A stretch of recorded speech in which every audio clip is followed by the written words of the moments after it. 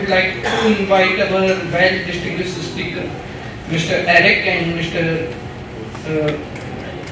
Matthew, to continue their session. Thank you.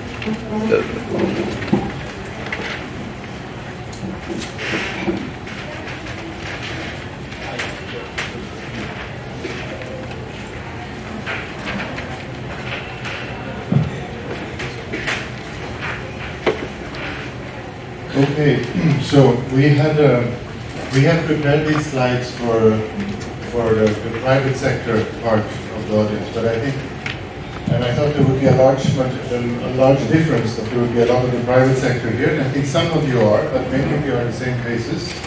So you'll have to take this as a little bit as we go through as a quiz repetition. So I'll try to cover what we have done in these last 2 days, and go through the issues again and see if we can recall them and remember them.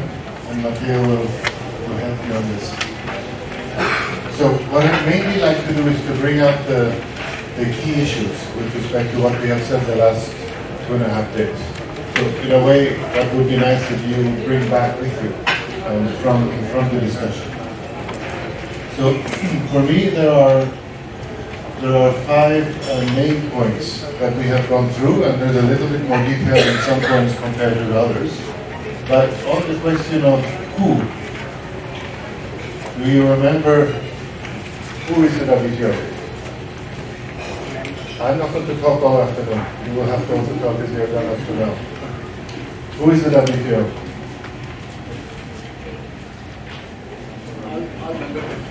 Yeah, the member countries, right? So you have 164 members of the WTO, and India became a member with the creation of the WTO in '95. So the green in that map are the members, and they cover, I think it was one of the first things we did in the morning. This covers about the value of 98% of international trade. So that was the main message in terms of the membership of the WTO. The countries in yellow are those that are exceeding. They're in the process of becoming members, while the countries in gray are those who are nowhere near the process. So in other words, WTO, the membership is you. Each WTO member, India is one of 164 members. The observers are ISO, Codex, and we, the Secretariat, as you remember, we're quite a small staff, we're some 600 people. Okay, so that I think you will remember now, right? You've heard it twice, at least. But how about the private sector? How are they represented? We had an interesting discussion in the car on the way here, but how is the private sector represented at the WTO? Any ideas? Raise your hand, I'll bring the mic. One candidate here. I'm guessing through civil society organizations acting as observers. Yeah, but to what extent are civil society observers? So we have, here the observers are ISO, and yes, it's true.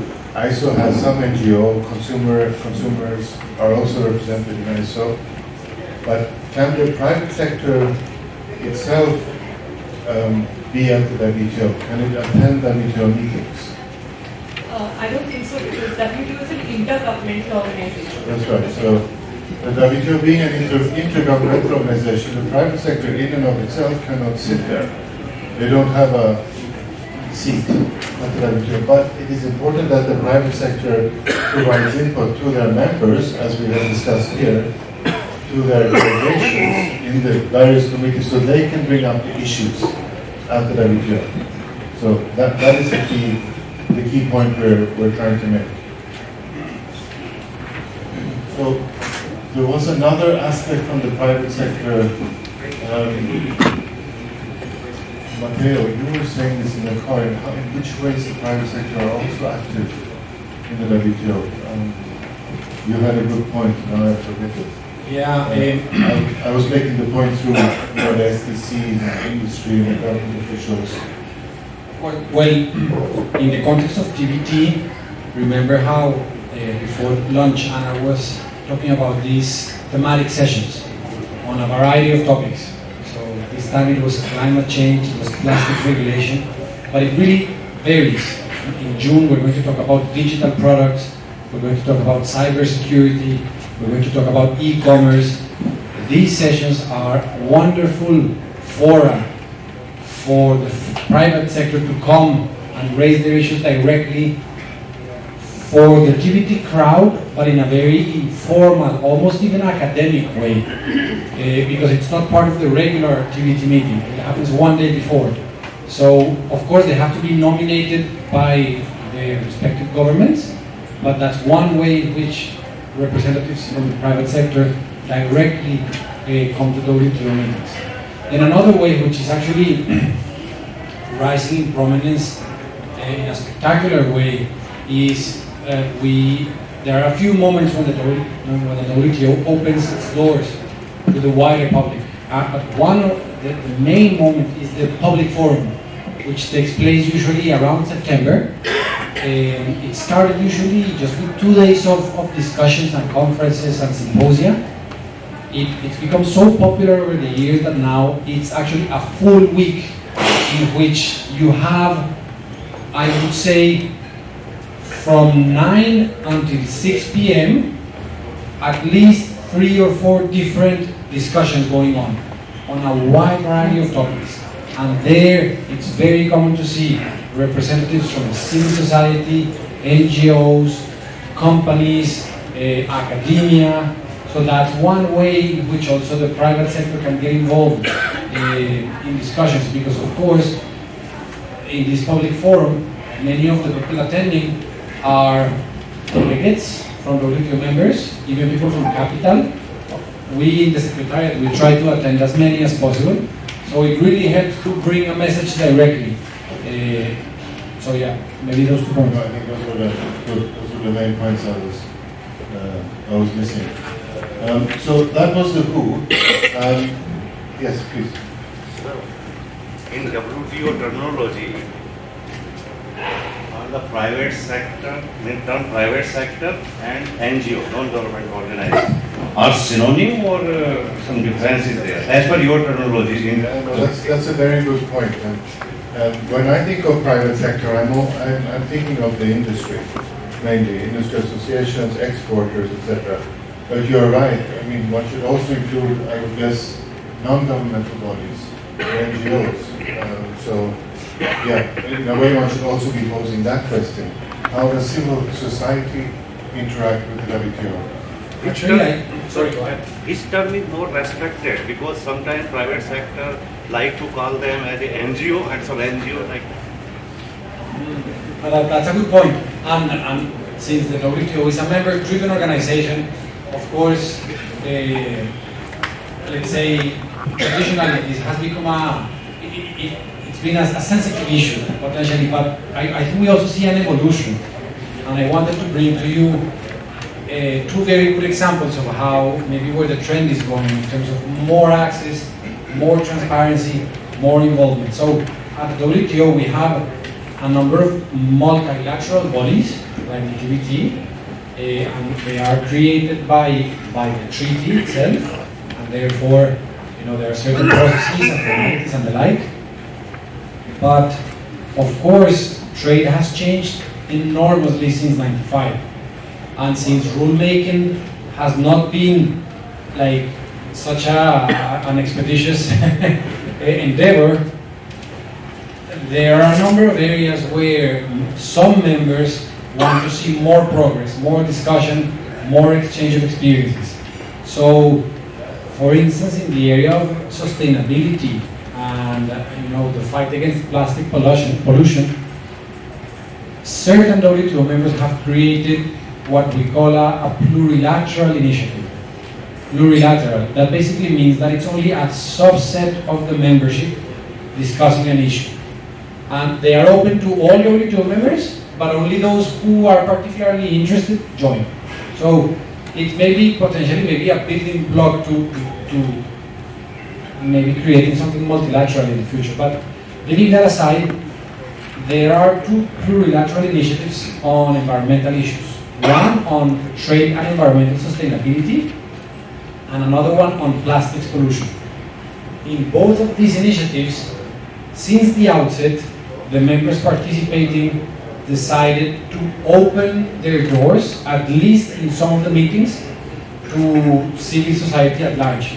So it is very common when they meet to have not only discussion among members, among the governments, but also inviting academia, NGOs, maybe certain people in technical areas like standardization, and they come to those meetings and they share their knowledge, they share their experience, and from what I've been hearing from some of those delegates participating in those discussions, it has been a very positive exercise to actually allow more voices to come into the room and maybe find ways to go forward. Any other questions on this? On the who part? Who is there? Okay. Now the easiest question here is the where. Okay. I was not sure. So we are only in Switzerland. No national, no regional office. No plans for WTOs to have branches? No, but the question was no plans for WTO to have branches. Yeah. Well, it would be nice. I'd love to be in a branch office somewhere too, but I think there are no plans yet, I think, because the budget is relatively small for the WTO, and to fund regional offices, I think would be a big change. Yeah, even different committees can be in different countries, so that the WTO penetrates into the developing and the DCC. Yeah, so you could post the TBT committee. We are hosting spices and culinary arts, we are hosting. India is hosting and spices was secretary. So it creates a lot of development of standards. That is codex. That's right. Yeah. If you are the similar manner, they can do that. Yeah, so maybe this is in the future. It's something to think of. So, Yeah, let's find a nice destination here in India. Kerala, maybe Goa. yeah, we were saying, Food for thought. we were saying we want a follow-up to this event. When you are raising a lot of SDCs, but please, I like Delhi, very nice. But I'd like to see southern India too, and Kerala and Kochi. So What about such a session in Geneva? yeah, we do have. So you can come to Geneva. We do have those sessions. We do. I don't know how many of you have participated in a Geneva-based training. Has anyone done that?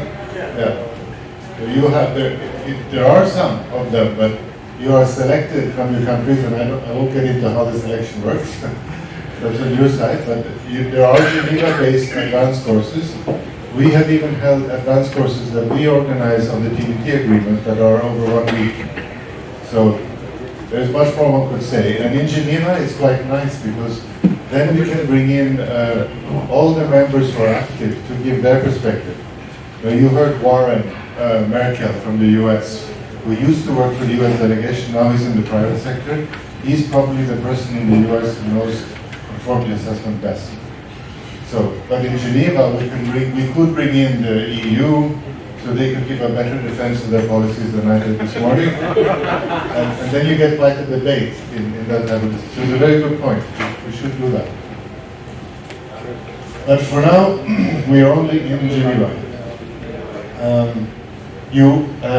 We will get these slides to you.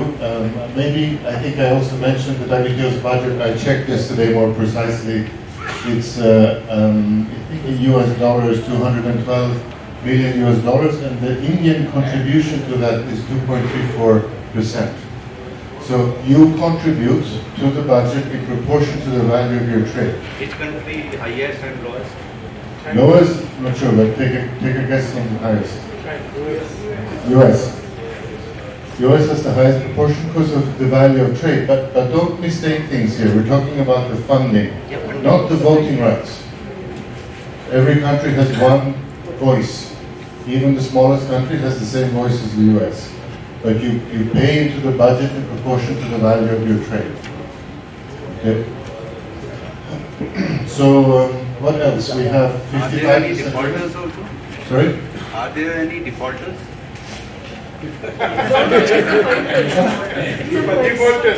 Defaulters. Yes, there are some People don't defaulters. pay. Yes. And you know what happens to the defaulters? We don't do technical assistance. So, you get put on a blacklist for that, and we are not able to. So which one is lowest? Just one clarification I want to have, Miss. In terms of voting rights, you mentioned that every member country has one vote. In Codex, the EU has a voting right as a member organization, and the individual countries also have a voting right. So, what is the scenario in the Codex? In the WTO for the European Union? That's a great question, and it makes me think immediately of Brexit.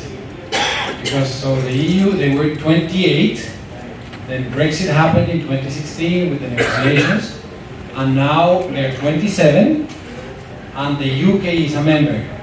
But the UK did not have to start from scratch.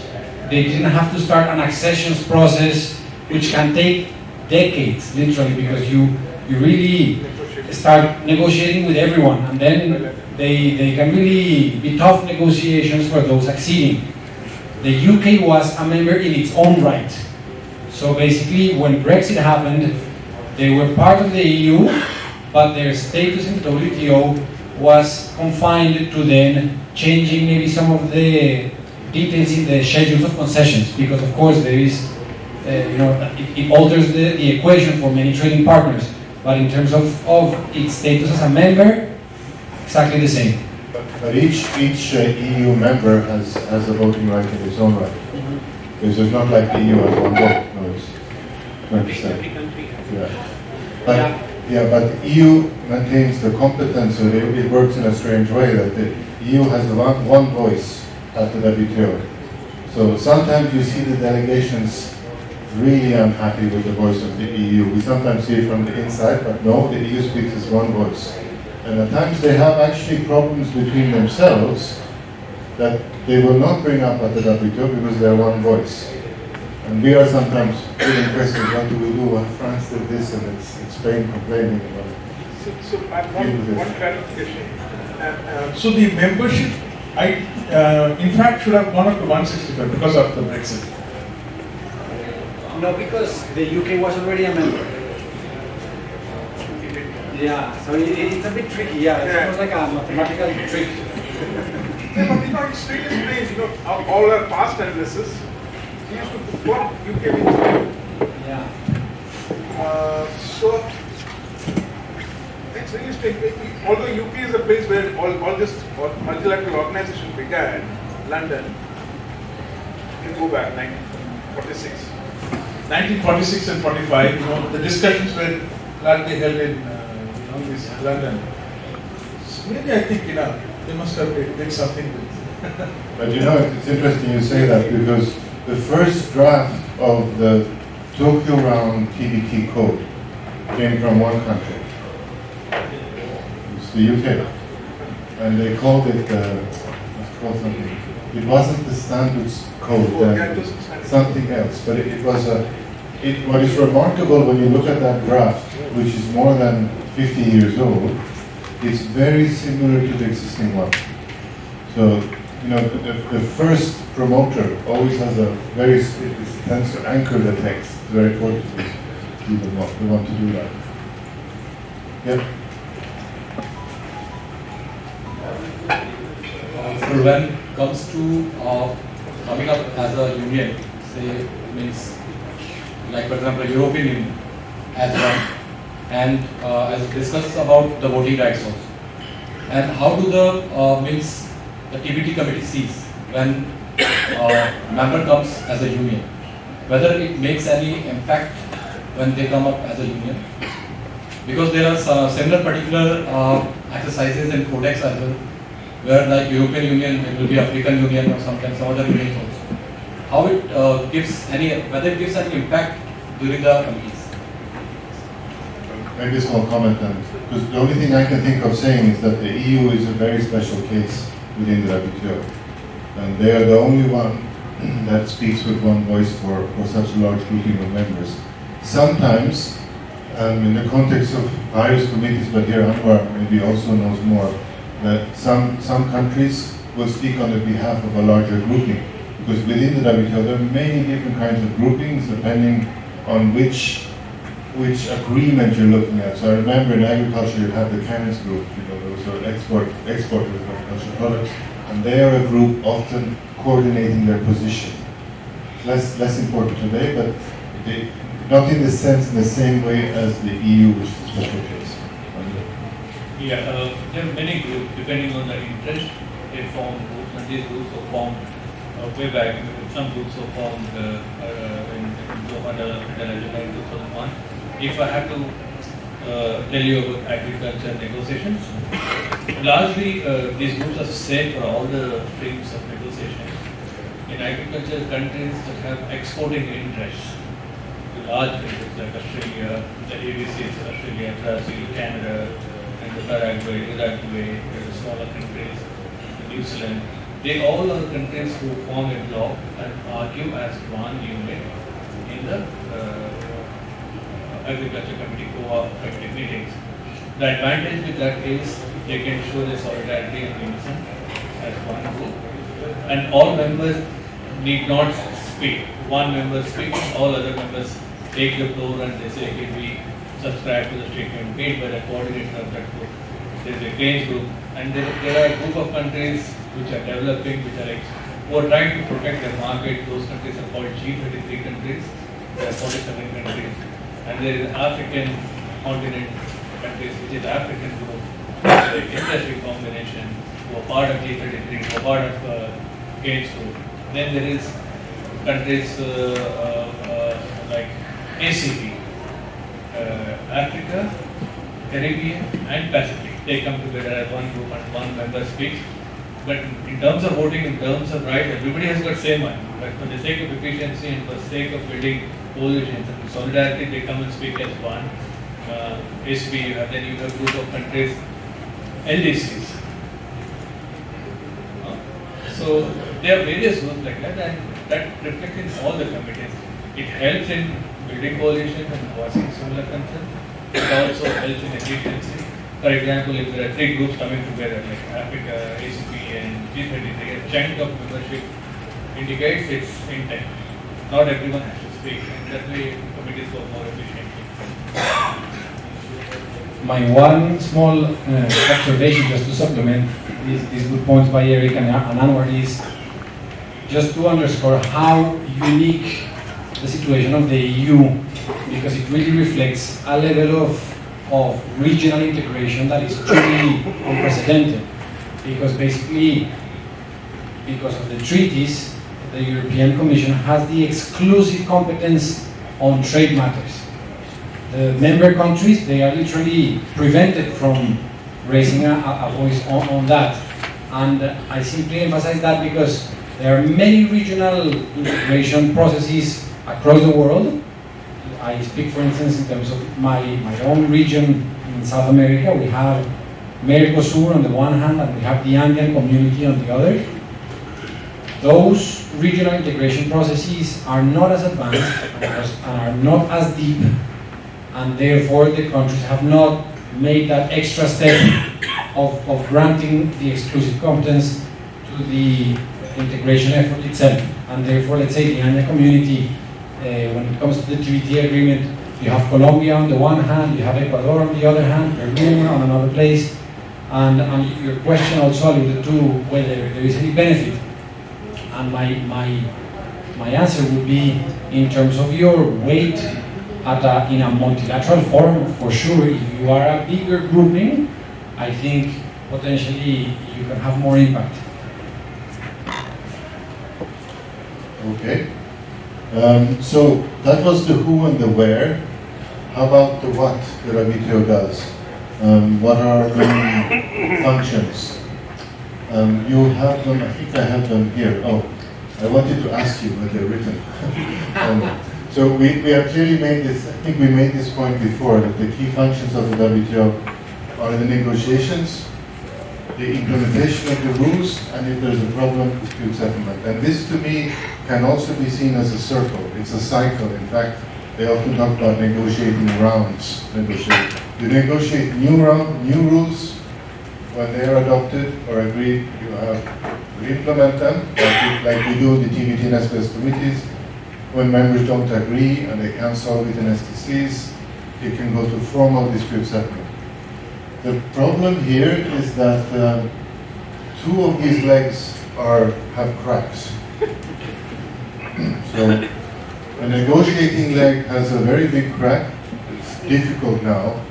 And I cannot see in the foreseeable future, and I shouldn't say this really, for the young people, maybe it's a thing, but I don't see the all WTO members coming together now and agreeing on new treaty texts right now, in the medium term, even long term. There's so much tension among countries that I don't see that. So maybe on certain issues, yes. And recently we had the adoption of a fisheries agreement, which was quite important. And not so long ago, 10 years ago, there was adoption of the trade facilitation agreement. But it's a very difficult process, the negotiation. So that's one big crack. And so what does that mean? I think it means that, I think Anwar was making this point, that the importance of soft rules is increasing. So if the committee can agree on guidance, on recommendations that are not binding, but show the way in terms of how you move forward, like the guidelines on conformity assessment that we've been talking about, that has a lot of value. And I think more and more emphasis is going to be put on these illustrative, voluntary, soft rules that could be developed. And the unique thing about WTO is that it's multilateral, so all members are on board. We do have soft rule development in the context of OECD and other countries, but that's not the whole world in terms of that. Erik, I just want to understand, the moment you talk about soft law, how would then dispute settlement function in that context? Yeah, so that's, I gave the small shot, but Mateo is the real expert on that, but actually this has come up in one of the disputes. The tuna dispute. In the tuna dispute, talk about it. So the thing is that, how should I put this? The fact that the whole committee, by consensus, has agreed on a particular decision or recommendation or a way of doing things is significant in itself. It informs, in a factual way, I think, the dispute. How much that means, I don't know. What is the legal weight of that? Yeah, no, it's a super interesting, albeit technical question, but I think it's worth doing a small parenthesis on that. So, in the tuna dispute, adjudicators were called upon to interpret certain terms of the TBT agreement. In particular, what it meant to be in front of a relevant international standard. This concept of international standard was being put before the adjudicators for interpretation. And as you may know, in international law, there are certain rules that need to be followed to interpret treaties. Those rules are laid down in the Vienna Convention on the Law of Treaties. And there are three rules, Articles 31, 32, and 33 of the Vienna Convention. Actually 31 and 32. And it's a very detailed provision with many let's say sub-components. But one of the components was when an adjudicator is interpreting a treaty, it needs to be aware, cognizant, open to examining any subsequent agreement between the parties to the original treaty rule that is being interpreted. So in that dispute, the question was, what does it mean to be in front of a relevant international standard? And the reason was, remember when we spoke about the labeling dispute and how we had the US measure, but we also had a regional labeling regime that Mexico supported, in which a number of countries in the Americas were a party to. The US was a party to, Colombia was a party to, Mexico was a party to. So it was a regional agreement, a regional conservation agreement for dolphin protection. And that agreement had this labeling regime that Mexico favored. And Mexico in that case was arguing that that agreement, that labeling regime constituted a relevant international standard. So, what's an international standard? It's difficult, right? It seems simple, but it's actually very difficult. Like, what is international? Is something negotiated in a region international? Yes, no. Thankfully, in the year 2000, the TBT agreement had adopted these soft law, soft principles for the development of relevant international standards. And there are 6, and I think we went through them a few times. And one of them was the need for those international standards to be open to all the standardizing bodies of all members. And what the appellate body did in that dispute was it took those TBT principles and it considered them to be a subsequent agreement for purposes of interpreting relevant international standards. And therefore, it reached the conclusion that the labeling regime that Mexico put forward could not be considered an international standard because it was just in the region, in the Americas region. So, from a lay person's point of view, it's almost like logical. Yeah, if it's regional, then it's not international. But for an international adjudicator, you actually have to do this analysis step by step and following the Vienna Convention on the Law of Treaties. So that's what the AP did. So that's sort of in that report. What's in a way very interesting, even if it's a bit unfortunate, is that once that report was circulated to all members, many members had serious concerns about the way the appellate body had reached that legal conclusion. And from what I understand is that for some years afterwards, members were very reluctant to even agree on these soft law, soft principles, because they perhaps feared that the appellate body had given to those types of rules too much of a legal status. So that's why, sorry if I can just add to that, that's why many of the recommendations that have been looked at now really have the subtitle voluntary, illustrative, flexible, so it's clear, it's not an obligation to use them. No, so how does, a retaliation is handled in such a context? How would it be handled? What's your opinion? Could you repeat the question? The retaliation, if a country is supposed to retaliate, it can retaliate, could actually retaliate in any other sector of its vision. Yeah. No, that's a great question. So basically, it allows me to maybe go a little bit into disputes. So we move to the third. Exactly. So we're moving to the third leg with a bit of a crack. And Erik will talk about the crack in a minute. But maybe to go to your point, simply just to indicate why the WTO dispute settlement system is so unique at the international level. And one of the reasons is that it has teeth. It is a system in which the winning party has mechanisms to put pressure, legal pressure, on the losing party if the losing party is not complying with the findings of a panel or the appellate body. So the way this is done is by going down the route of what we call retaliation.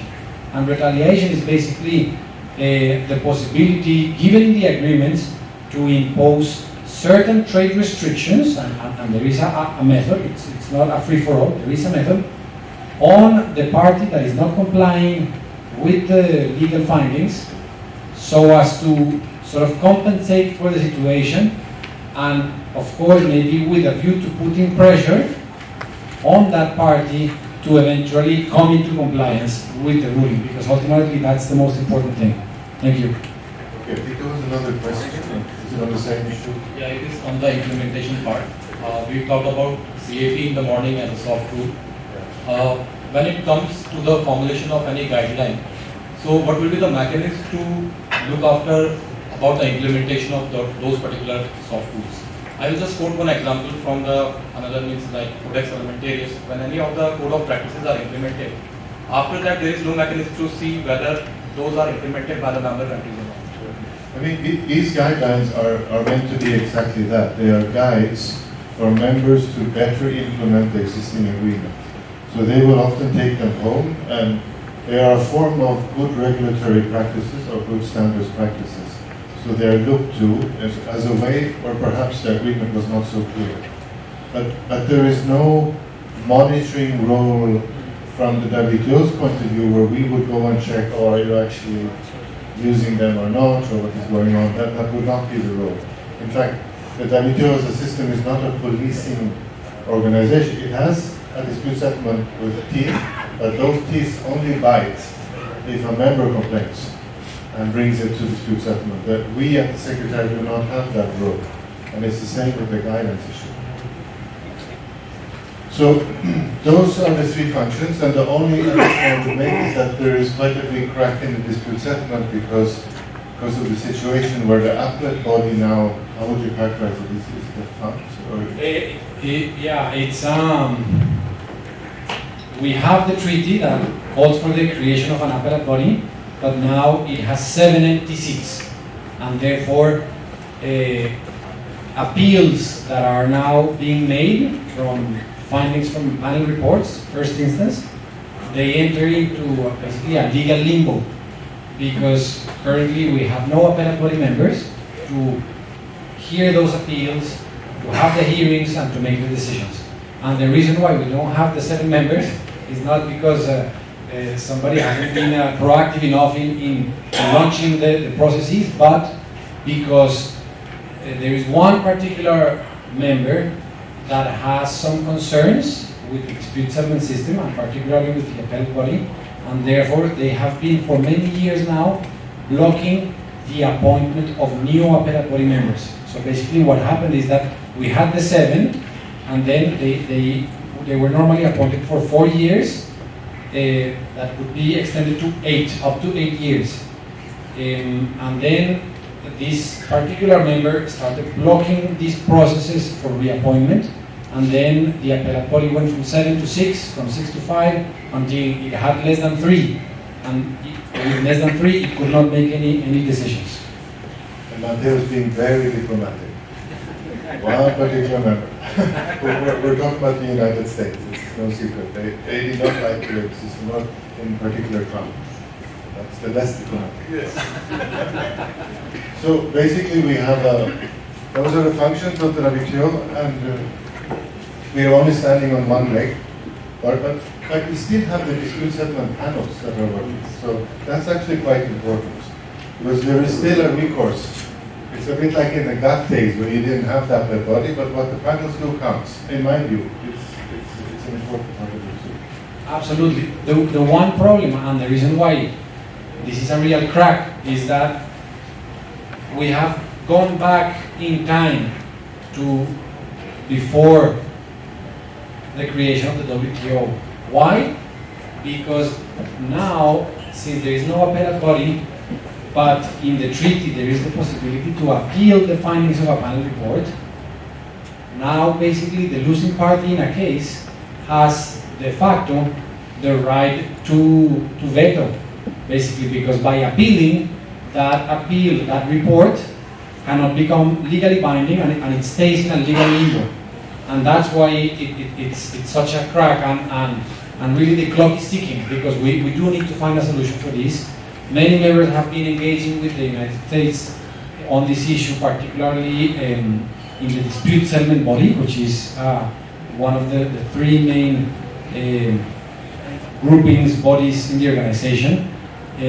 But up to now, it's still unsatisfactory on both ends. So they haven't been able to find common ground to solve the situation. Yeah. So a little bit bleak, but actually the implementation part is working quite well. So that's what we would like to leave with you in terms of the functioning of the WTO. Okay, what else? So basically, also we made the point that the WTO is about rules. So that in a way should have come first, that text. Whether we're talking about negotiation, implementation, or dispute settlement, it's all based on rules, the development of rules for international trade. So, as I said, you can also see it as a cycle. Excuse me, and we have been looking in particular at the goods part, and in particular at the implementation of the TBT agreement within this cycle. And those agreements are functioning rather well. And the measures we have been looking at in particular are the non-tariff measures. And why did I put this as a cloud? For those of you who have just walked in, and you notice I'm here, this is a bit of a summary of all the key issues we've had during the 2 days. So sometimes I'm turning to the others to see whether they were listening, but I'm sure they were. But why is it as a cloud?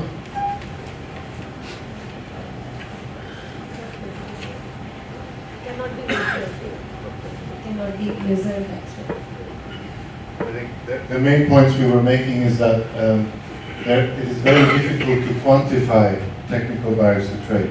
It's very difficult to put a finger on the actual effect, and it's ambiguous because a conformity assessment procedure, as we have discussed, is very useful because it creates trust, and trust is important. So if you have a functioning conformity assessment system, that enables you to establish a trust in export markets. So that's a big benefit. But if you make it too restrictive, too complicated, it becomes a cost. So where do you draw the line between becoming too complex, too complicated, or maybe going too far, wanting third-party certification instead of self-declaration of conformity, having market surveillance and no market surveillance? That line between a benefit and a cost is difficult to draw. You don't have that discussion with tariffs. A tariff is a cost, and you can quantify it down in a formula, in a sense. So, also they are not so transparent, therefore the importance of notifications. And then we had a discussion about trying to establish the difference between TBT and SPS. Quite a big discussion on that. And does anyone remember in one word, how do you decide whether it's SPS or TBT? One word. One word. Okay, you have 2 words. At the back there, you say now. Scientific basis. That's close, but I think there is another one that would even take us closer. Safety and health. Technical, I would say SPS is rather technical too, so that's not the word. There is another one. Open-ended, closed-ended. Sorry? Safety and health. But safety and health is as relevant to SPS as TBT. TBT can be about seatbelts in a car, that's safety. SPS can be about safety of food, no difference. Open-ended, closed-ended. Yeah, that's a typical SPS measure, but if you look at a measure and you have to decide, oh, does this fall under SPS or TBT? You have to look at the the objectives, exactly. Objective of the measure. The objective. So if now we don't have all those slides there, but if the objective of the measure is about protecting human, animal, plant life or health from certain risks like pests or disease-causing organisms or toxins in the food or transmission of animal diseases, that is an SPS measure. And that's how you define the SPS. Everything else is TBT. So only when you see this next time, when you have the thought, only think of, oh, what's the objective, what's the purpose, and go to Annex A of the SPS agreement to look at whether it fits in there or not. Okay? And what do the rules say? To trigger your memory, we talked about these 5 principles, right? And we also talked about them this morning. And in particular, one is a little bit separate, because the legitimate objective is simply the stated objective of the measure. Protection of health, protection of the environment,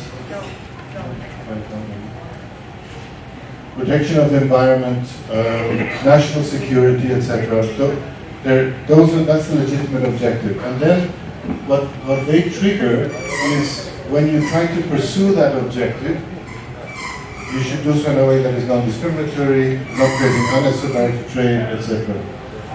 So, what was the problem here? Yeah, I know it's about sardines, but what was the issue? Which rules? Discrimination. Yes, a little bit. Discrimination, and it was also about the fact that, remember, the European Union did not use an international standard.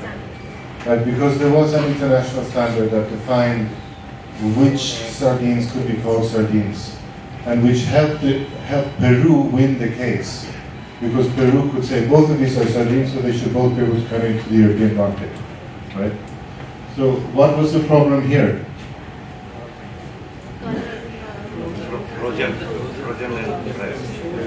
This was whether you could call it fresh, right, in the European market. And sorry, who said it? Discrimination, yeah. So this was about discrimination, and in particular de facto discrimination in the rules. Justified discrimination. Also this one, can you treat imported toys, national treatment, and so also a subset of the discrimination issue. And here, what were we talking about? Labels, what was the principle on the WTO? This was about the Thai measure. Yes, good. Necessity. Yeah, necessity. Did Thailand go too far in requiring these labels on the products or not? There was no discrimination involved, and it was the same case with tobacco labeling that also went to the WTO. Was it an unnecessary barrier to trade or not? And currently with many issues related to nutrition, where labeling of nutrition is different, and many countries are putting very sharp rules on how you can label that are mandatory. So all three of these are about the right to governments to regulate. They're doing so in a non-discriminatory way, but the question is, have they gone too far? So far, nothing in the WTO says that they have. But it's a type of issue that is going to, I think this type of issue will grow in the future as countries regulate more and more.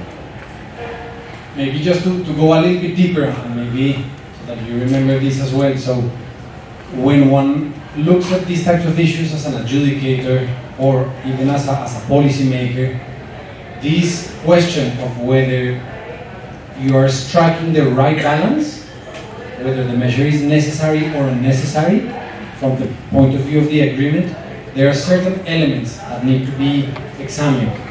So first you look at the objective pursuit. Are we talking about consumer information? Are we talking about the protection of human health? And this has an impact because, of course, there are some objectives covered by the agreement that are perhaps a bit more, have higher importance.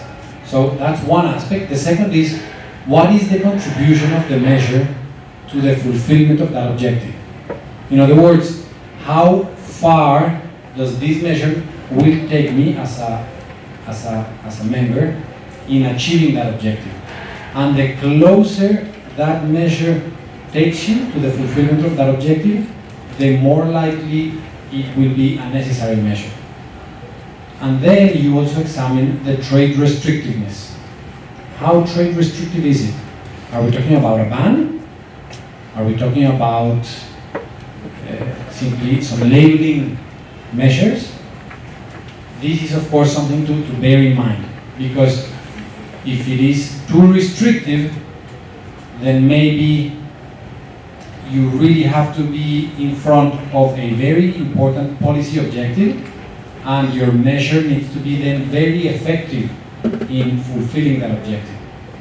And then finally, so these are the three sort of issues that you examine. And normally what adjudicators do also when coming up with an actual conclusion on these types of issues is they try to compare what the measure does with a possible regulatory alternative. And they try to see whether that regulatory alternative is less trade restrictive and equally effective. And if there is indeed such an alternative that is less trade restrictive but equally effective, then it is likely that the measure being scrutinized is perhaps not necessary. So I think it was worth to maybe go into the details. Thank you. Okay, and if you want to put, now we're going to speed up a little bit because we have 15 minutes left, but if you want to put the TBT and SPS agreements on one slide, to me it is always this. It is about allowing for the regulatory autonomy that protects the legitimate interest. That means to say you have that right to regulate it. We've been saying the last 2.5 days. You have that right. But it will always be balanced against the need to avoid creating unnecessary barriers to trade. But that is subjective. It's a difficult thing to pin down. It's part of the fact why it's ambiguous, unclear, difficult to quantify. Therefore, international standards are very important because they're one way of making this objective. For instance, there is the presumption if you're using an international standard, you're not creating an unnecessary barrier to trade. So that triangle is, in a nutshell, the TBT and SPS agreements. Then SPS is more closed because you know which international standards, Codex, OIN IPPC, while TBT is open. It can be Codex, but it can be ISO. And then TBT is more closed because SPS is more closed because it's about a certain types of risks, while TBT is more open otherwise. SPS more closed because you have to have science as a basis. TBT does not have the same requirement on science. But the balance is the same in the two. Okay, so that was the what. We move to the how. I'm going to be a little bit more quick here because we talked about how it works at the WTO. We have these three areas: goods, intellectual property, and services. And we have been looking at the Committee on Technical Barriers to Trade, and we spoke about the functioning of the committee, and that we have had Anwar as a chairperson in the committee who discussed this yesterday. And then, just as one summary slide for this, we have had a lot of notifications, and I think the thing to remember is that the importance of notifications has been alerts of regulatory activity, specific trade concerns as they come to the committee, and disputes. So you have few disputes, but many notifications. And could I just stop you there for a second, because I think that, could we go to the inverted pyramid again? Simply to point out that the reason why this is such a beautiful inverted pyramid when it comes to solving trade concerns is you see in the middle there have been 750 or 60 notifications, specific trade concerns, but only 9, actually that's 10 disputes because there was a new dispute recently. So 10 disputes against 760 STCs. And I think this speaks very loudly in terms of how effective the committee has been over the years in being and giving WTO members the ability to solve their trade concerns in a non-litigious way. So simply to make that point, that thanks to that number with respect to disputes, it's not much higher, but it's within reason. that's right. So the other point we made is that we have, maybe it has not been pursued further, maybe because of the unknowing of the further procedure, or maybe the cost involved for that, time taken for that. That may be also contributed for that. cannot be pursued when it has been resolved in the committee itself. Absolutely. No, I think you're raising a very fair point. Indeed, indeed. Some of those SDCs, they haven't become disputes for a variety of reasons, and maybe they are still a concern in the committee, because actually it happens maybe over several minutes. So thank you for that observation. So an increasing number of notifications we have seen over time, and also the specific trade concerns have also grown over time. So that's just to reinforce the message of these types of issues growing in terms of importance at the TBT and SPS committees. Taking a closer look at who is raising, we said that those who are raising most concerns are the EU, US, and Japan. And if you look at India compared to some of its peers, we saw that India is raising relatively few trade concerns. That was something we discussed at length yesterday.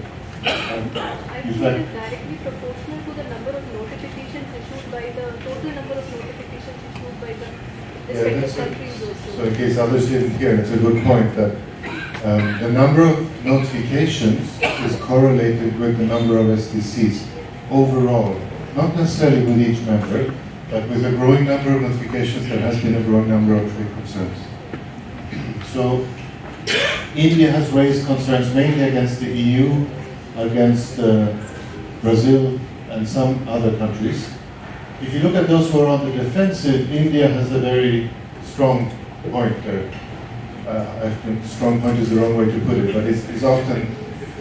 Features prominently. Oh, good. Features prominently. That's a good way to put it. So, and as Anwar said, actually it should be number one, because the European Union is 27 countries. Chapters.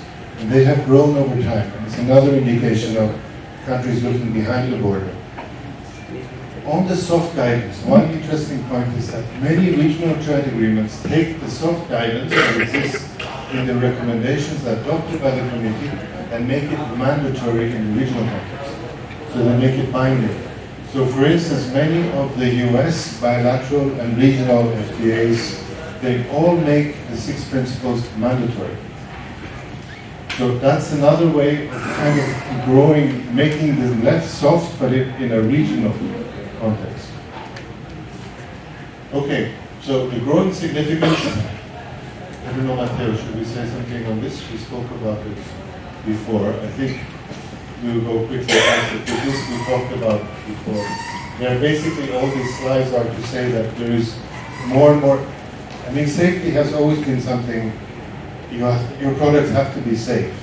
But increasingly what I have found over the last 15 years is that there's increasingly more attention on quality, on sustainability, on characteristics that go beyond the physical, how the product has been produced, etc.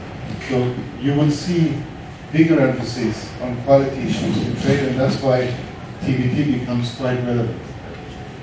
Sustainability, which was the theme of the discussions this morning, where we looked at climate change, and it's not so strange. We have the Agenda 2030 and the SDGs. If you look in particular, we have a population in the world that will go towards 9.6 billion in 2050. Production is going up. Technology will help us to some extent to offset some of the sustainability issues, but can we cope with the scale of growth that is taking place? There will be pressure on resources as we move ahead, and consumers will be demanding more safety, quality, and sustainability. Producers will need to be complying more with regulations that are about sustainability around in the world, including private standards, which we discuss now because they reflect a lot of the consumer movements that exist, whether you like it or not. You had the example on tea recently. So governments will have to become better at regulating. Standards are an important basis for regulation. Standards help regulation, they support regulation, but as we saw, they are not regulation. Standards support it. So this area of regulation and standards, which will be in response to more emphasis on sustainability, is the WTO TBT area. So this area will only grow in significance. So that's one of the answers to why I think this area will increasingly become important as we go ahead. Also, the issue of value chains, although value chains are also somewhat under strain currently as well. But if you have a situation where tariffs have gone, and tariffs are no longer a problem to a big extent, tariffs are rather low, 2 to 3%. What will become important is how you conform to different regulations and standards in different markets. And conformity assessment, therefore, will be extremely important, because if each blue box is a country where one component, I think an iPhone is 600 pieces, components from very many different countries. If you're a supplier of one company in one country, and suddenly there's no trust in your product, you will fall out of the value chain and someone else will replace you. So the ability to be able to show and demonstrate compliance with both standards and regulations to stay within a value chain is going to be increasingly important. So if I were to sum, if we sum all of this up, when we said who is a large majority of WTO members, of the world's population and trade that is covered, only in Switzerland, the what, in terms of what we do, it's rules, and you have the three functions that we spoke about. And we're talking about freer trade, not free trade.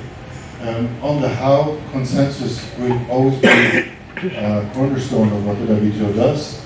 And then we have those 5 principles that always come back with respect to TBT and SBS. Those are the ones listed there. And on the why, I think tariffs are going down, so the emphasis is going to grow in this area on safety and quality and because of sustainability issues. So that's in one slide more or less where we are, summing up what we have been discussing in these last days. And I would encourage you, if you need information about this, you can of course always contact me or Mateo. You have, or our colleagues in Geneva, you have our emails. The website has become much better than it used to be. A lot of the information, a lot of the sessions are now recorded, and you can watch them afterwards. And from Capitals, you can actually now participate virtually in some of these if you are government officials from that point of view. Thank you. I think that was Sir, one element is missing in the consumers. Consumers want, increasingly they want safety, quality, sustainability, and one is traceability. Yeah, that was, you're right. So when I was pointing at the issue of sustainability, one of my main points is that there will be increasingly demand for products that are environmentally friendly or sustainable in other ways, beyond simply safe or of high quality. And it is towards that demand that companies, standard setters and governments will have to react, or will be reacting. We see that in a lot of SDCs. Any other questions? One question regarding the conformity assessment schemes. Yes. There are only one or two examples for CAP where it can be put to effectively use in resolving trade disputes and in turn in the process ensuring hassle-free market access. I'm going to leave that to the next speaker. With pleasure, because Anil Jawari, I have worked many times with him before. He's one of the foremost experts on conformity assessment, and we have him here. So I think we're next. We'll take on the next one. Yeah. You can defer that. Yeah, that's deferred. Yeah. Deferred with pleasure. I think that's the next speaker. That's the next. Yeah. Okay.